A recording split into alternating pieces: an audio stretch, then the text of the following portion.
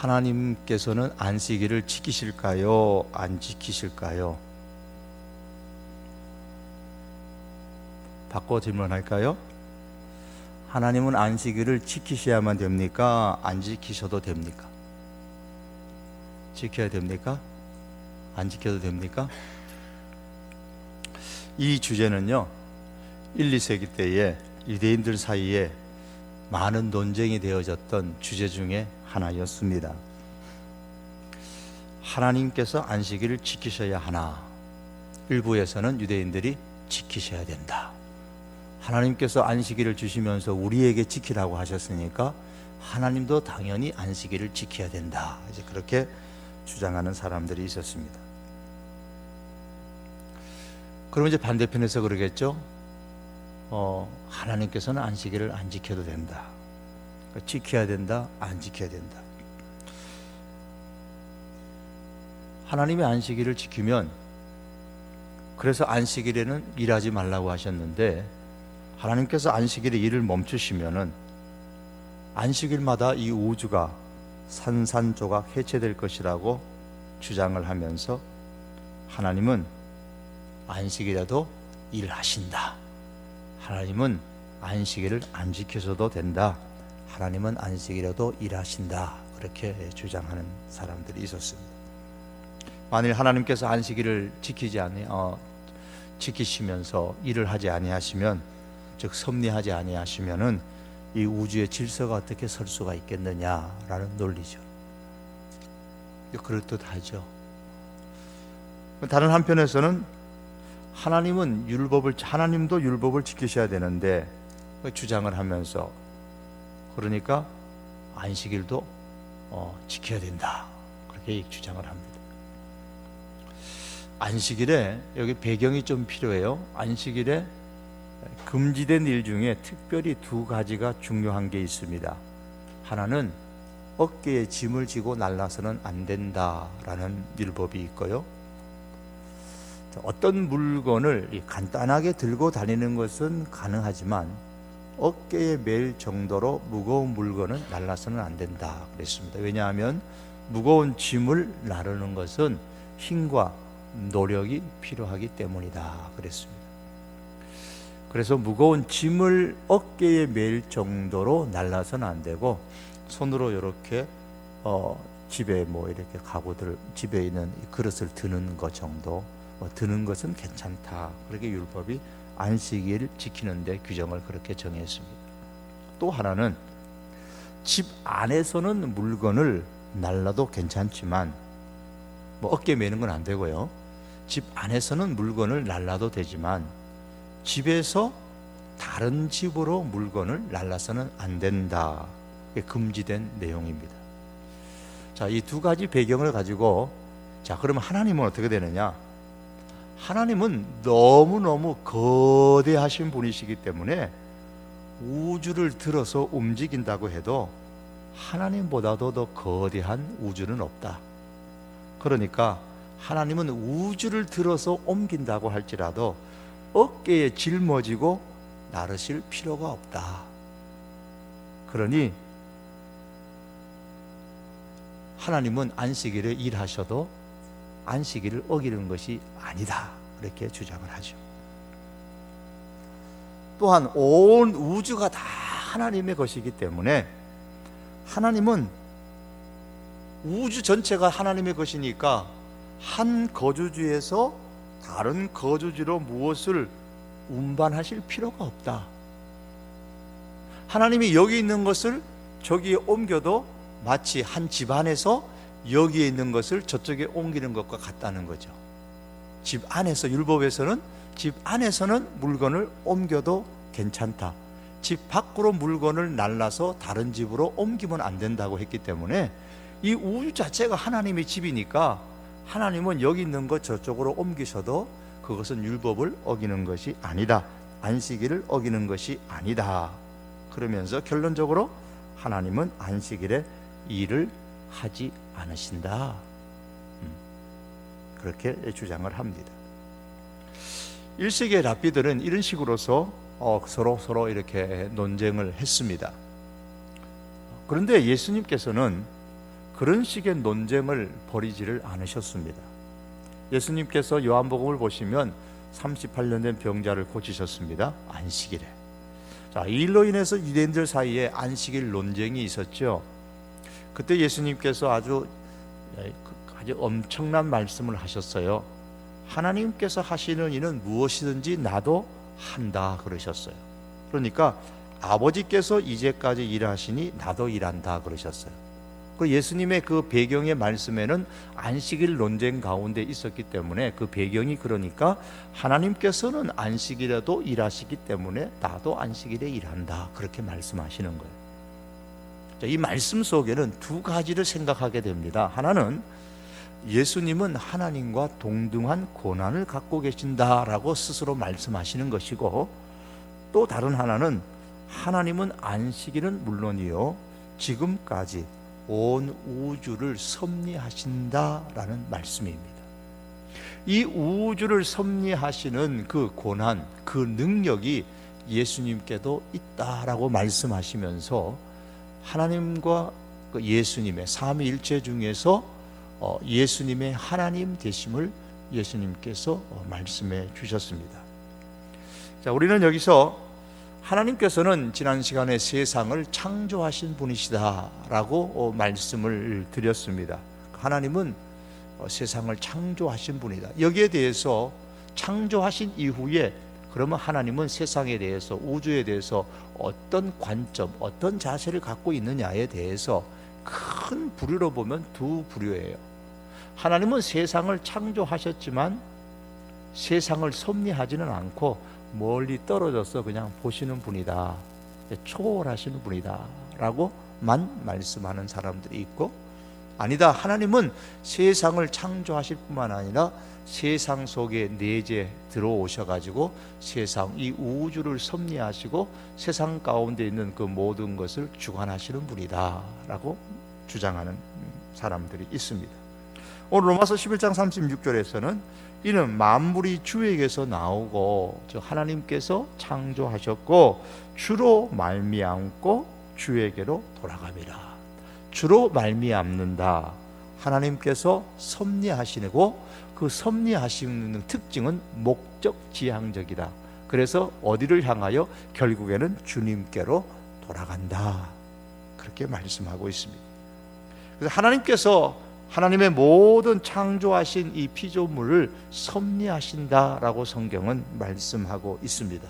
그것도 어떤 목적을 가지고 섭리하십니다.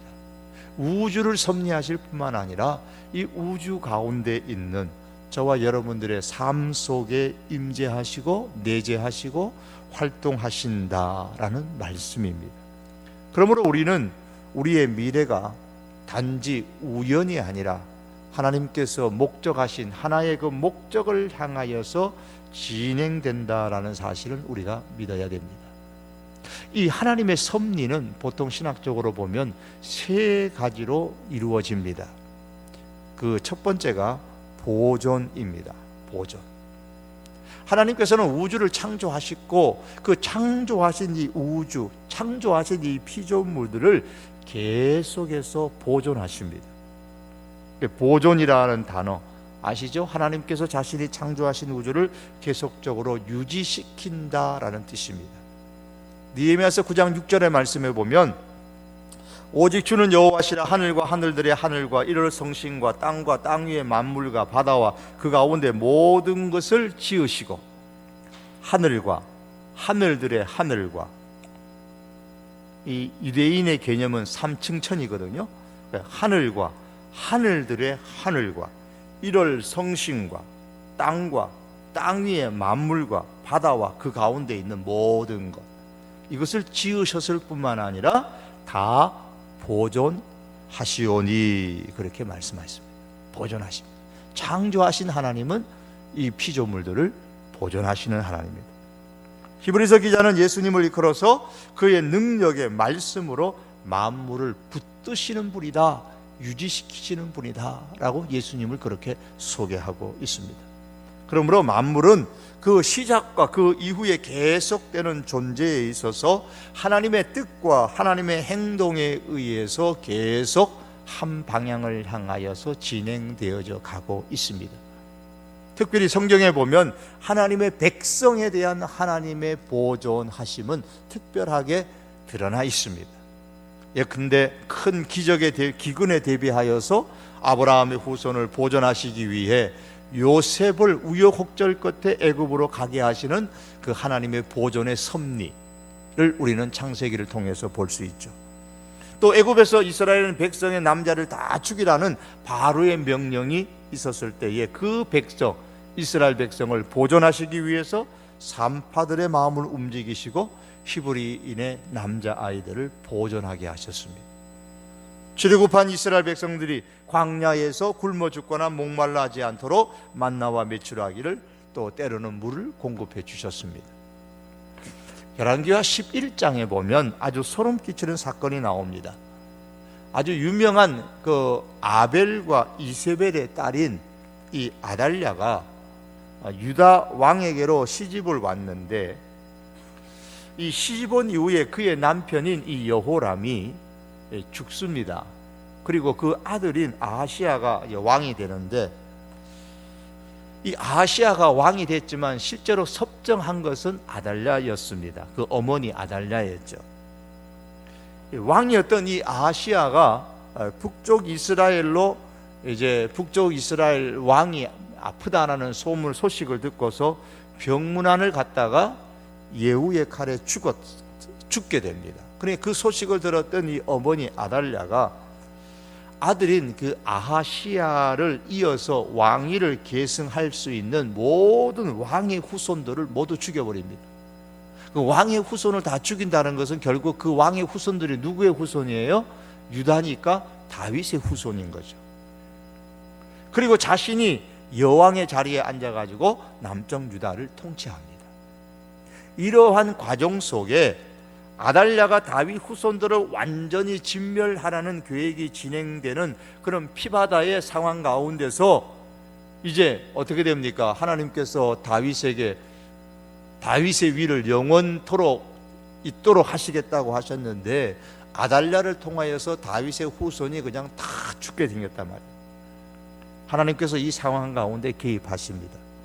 그래서 여인 여호세바라는 여인을 도구로 사용하십니다.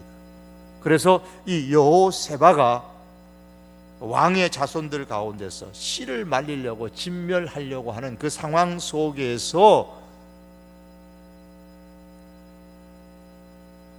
요아스를 가장 막내를 데리고 도망을 가죠. 유모와 더불어서 도망을 가게 만듭니다. 그렇게 해서 다윗의 후손이 아달랴의 손에 의해서 끊어지지 않도록 하나님께서 역사하십니다. 그래서 다윗의 후손이 계속 연결되고 그 다윗의 후손을 통하여 예수 그리스도가 탄생되도록 그렇게 하셨습니다. 그럼 하나님께서는 이 아달랴의 계획이 이루어지지 않도록 다윗의 후손을 보존하셨습니다. 그래서 여호사와가 갓 태어나 얼마 되지 않았던 가장 어린 왕자 요아스를 그의 형제들이 죽는 상황 가운데서 빼내어 가지고 유모와 함께 피신시키고 성전에서 이제 6년을 그렇게 숨겨서 키워지게 되죠.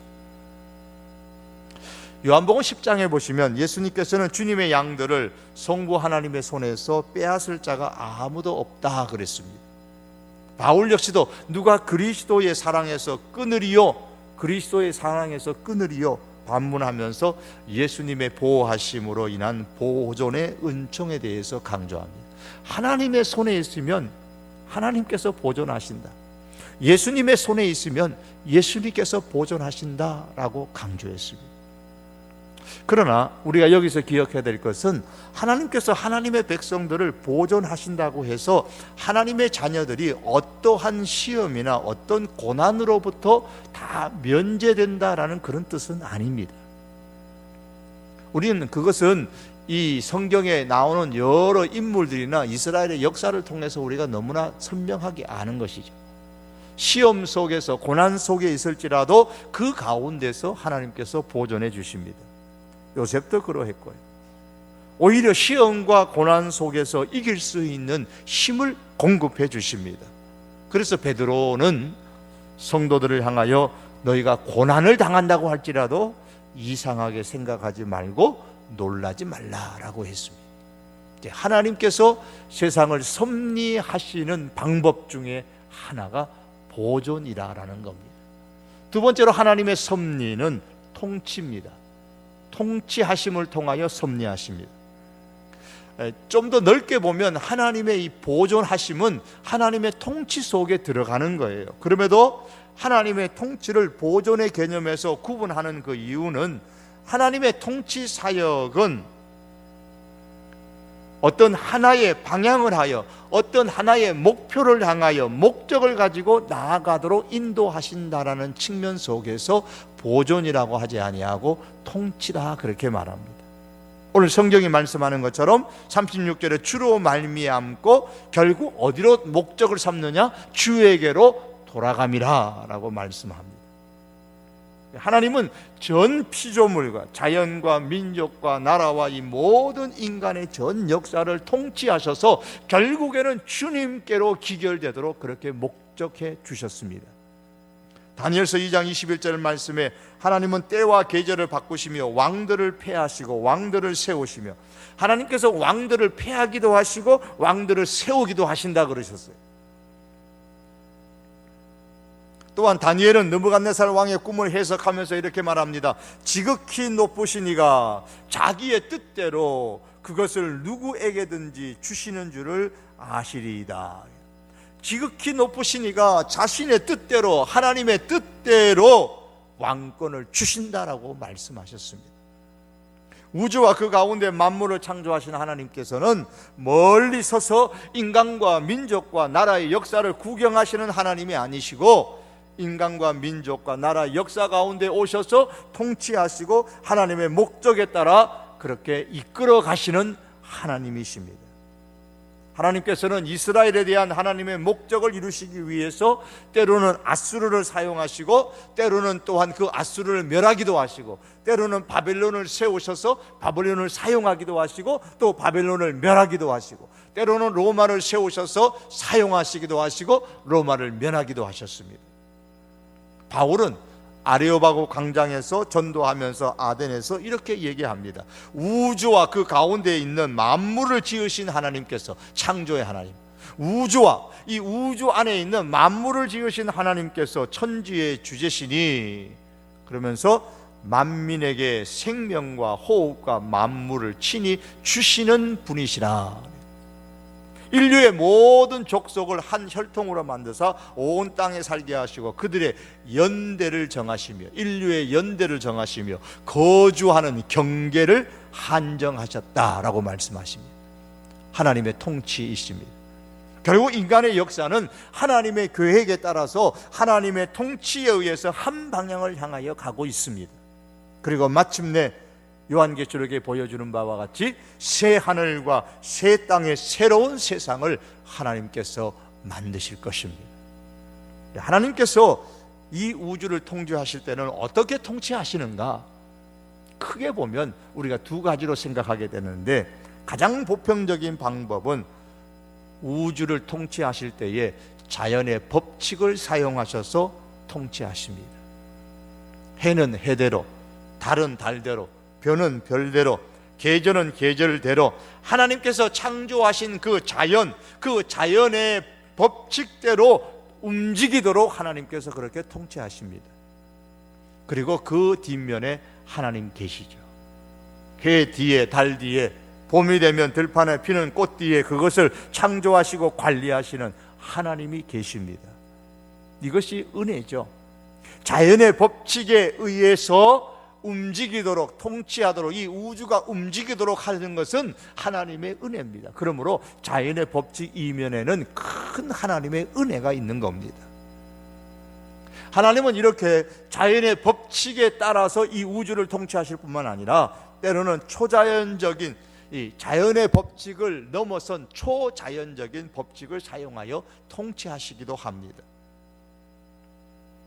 하나님께서는 때때로 이 자연 법칙을 초월하여 일을 행하시는데, 때때로 이것이 우리에게는 재앙으로 다가올 수도 있죠.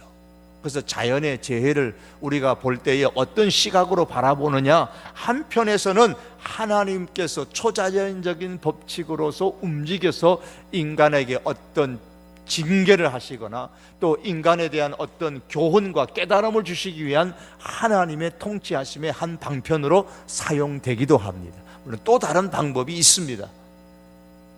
좀 뒤에 말씀드리고요, 노아의 홍수도 그렇고 소돔과 고모라 성에 불이 내려서 심판하신 것도 그렇고, 많은 일들, 광야에서 불뱀이 나타나서 그들을 물게 했던 사건도 그렇고, 하나님은 이런 초자연적인 방법들을 사용하셔서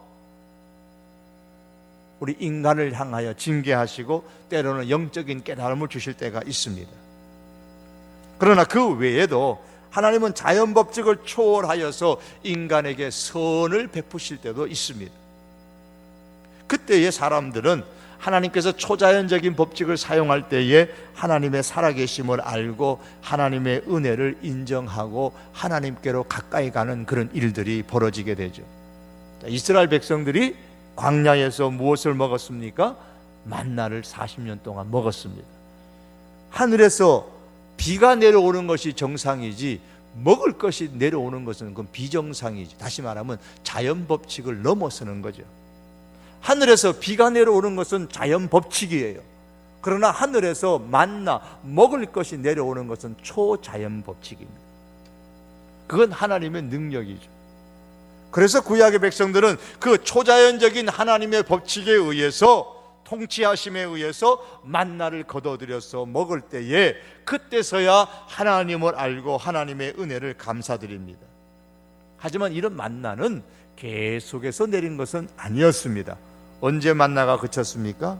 이스라엘 백성들이 가나안 땅에 들어갔을 때, 그때부터 하늘에서 내려오는 만나는 끝났습니다.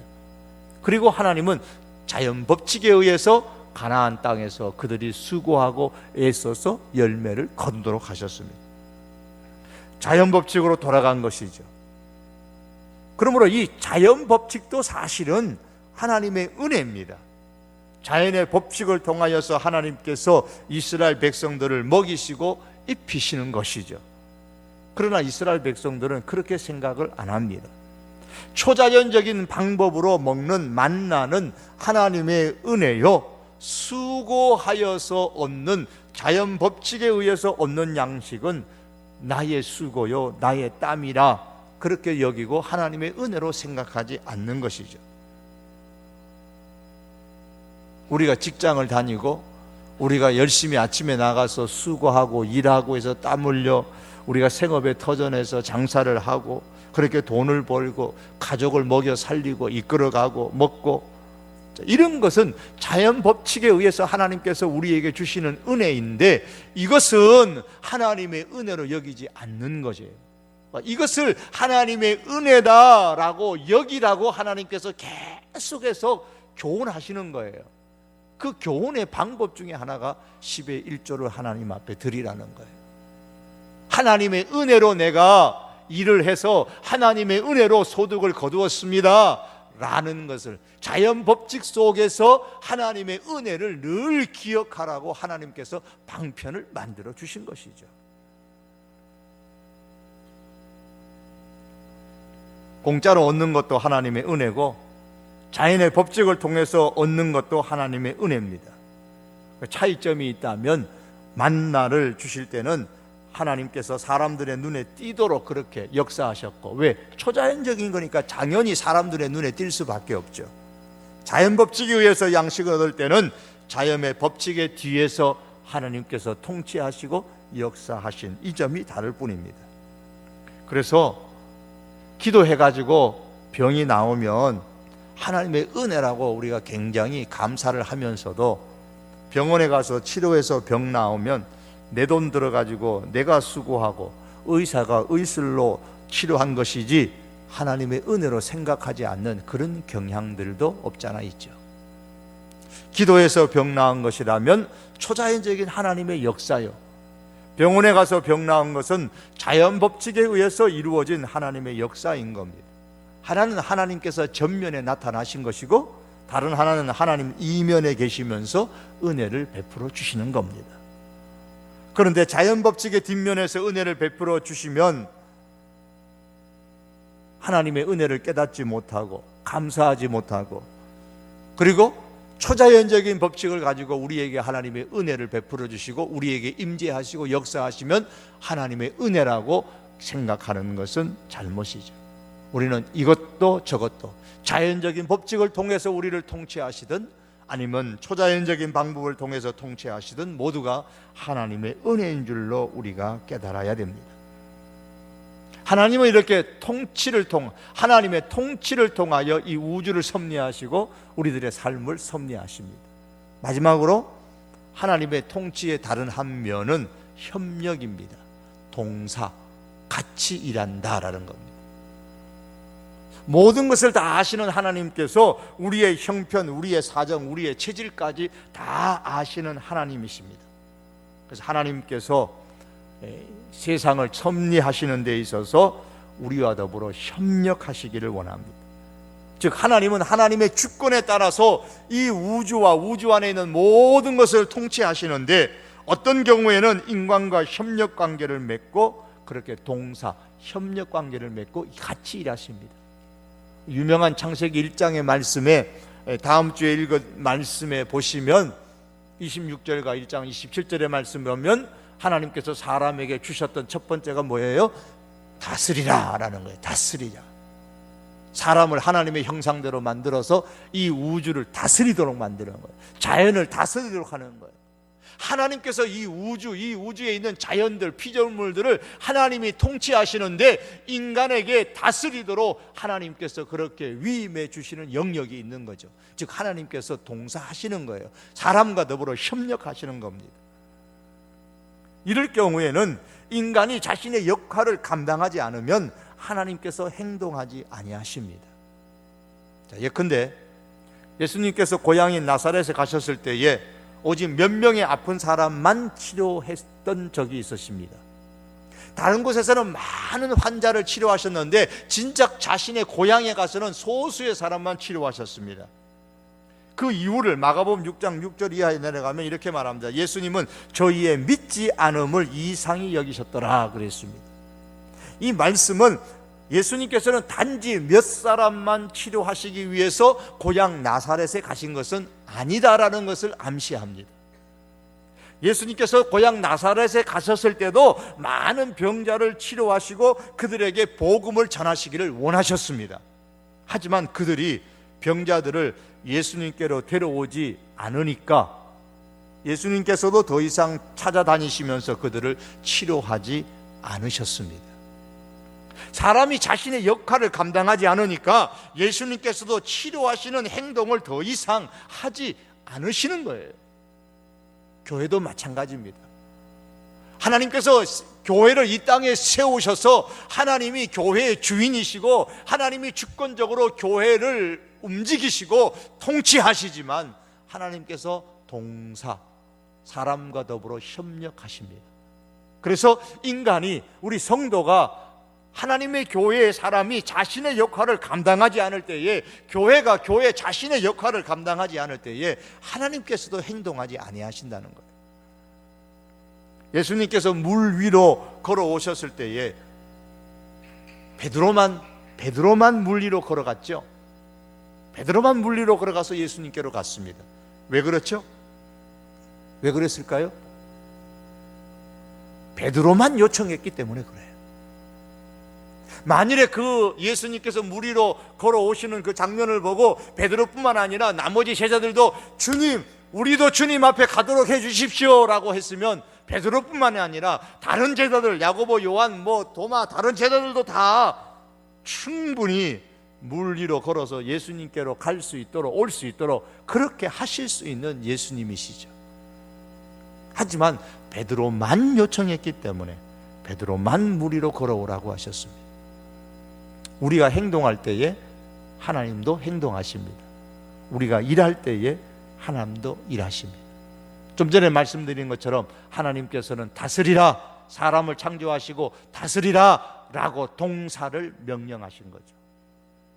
그러므로 하나님의 다스리라는 그 명령에 따라서 우리가 우리 이 우주 안에 있는 이 자연계를 잘 다스리면 어떻게 돼요? 자연이 보호되죠. 자연 보호가 되는 거예요. 그래서 자연이 우리에게 줄 수 있는 그 원래의 유익을 많이 준단 말이에요. 하지만 다스리라고 했음에도 불구하고 잘 다스리지 못하면, 잘못 다스리면 자연을 남용하고 자연을 오용하게 되면 자연은 파괴되는 겁니다. 파괴되는 거예요. 이런 면에서 인간의 성실하고도 책임 있는 자연에 대한 다스림이 중요한 겁니다. 좀 전에 하나님의 통치하심 속에서 자연 재앙이 일어나고 그 자연 재앙이 때로는 하나님의 징계의 한 방편이다라고 말씀을 드렸는데, 또 한편으로서 자연의 재앙이 때로는 하나님의 징계의 한 방편이지만 때로는 우리 사람들이 협력을 하나님께서 우리에게 말씀하셨음에도 불구하고 이 피조물을 잘 동사하도록 하나님께서 말씀하셨음에도 불구하고 사람이 이 자연을 잘못 다스림으로 인하여서 오는 자연의 재해들도 있다, 그 말씀입니다. 그래서 자연의 재해라는 것은 일방도로 하나님의 징계하심으로 일어나는 재앙이다 라고 한쪽으로만 우리가 몰아갈 것이 아니라, 또 한편으로는 사람이 하나님께서 협력하도록 하셨음에도 불구하고 이 자연을 다스림에 있어서 잘못 다스림으로 인하여서 우리 땅에 사람에게 불이익을 주는, 재앙을 주는 일들이, 자연재해들이 일어나는 것이죠. 또한 하나님은 우리의 모든 것을 다 아심에도 불구하고 기도하라 기도하라 그러시잖아요. 그러면 기도하면 하나님께서 응답하신다고 말씀하십니다. 왜 기도하라고 하십니까? 물론 그 이유도 몇 가지가 있어요. 하지만 그 중에 하나가 사람이 자신의 역할을 다 감당할 때에 하나님께서도 행동하시기 때문입니다. 협력을 하나님께서 우리에게 하시라고 하시는 그 영역은요, 우리가 움직여야만 하나님께서도 행동하세요. 하나님은 인간의 기도를 수단으로 사용하여서 하나님의 역사를 행해 나가십니다. 우리의 모든 것을 다 아시는 전능하신 하나님은 폭군이 아니시고 공의로우시고 자비로우시고 인자하시고 긍휼이 풍성하신 사랑의 하나님이시기 때문에 우리의 생활에 강제로 개입하시기보다는, 일반적으로 강제로 개입하시기보다는 우리의 기도를 통하여서 우리의 삶에 임재하시고 우리의 기도를 통하여서 우리의 삶에 활동하시고 일하시는 것을 원하십니다. 너는 가만히 있어. 내가 너 직장 문제, 너 사업하는 문제, 너 가족들 문제, 너는 가만히 있어도 내가 다 알아서 해줄게. 그런 하나님이 아니시라는 겁니다. 협력을 원하시는 하나님이십니다. 그래서 하나님께서는 우리를 향한 목적을 가지고 우리를 자발적으로 활동하도록 이끌어 가심으로써 우리의 미래를 만들어 가시는 겁니다. 거기에 하나님께서 우리의 기도를 사용하시는 겁니다. 우리가 기도할 때에 하나님은 역사하십니다. 행동하십니다.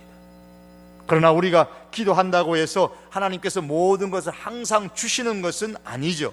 그러나 우리가 기도할 때에 하나님께서는 우리에게 우리가 생각하지도 못한 최상의 것을 준비하시고 허락하시는 하나님이십니다.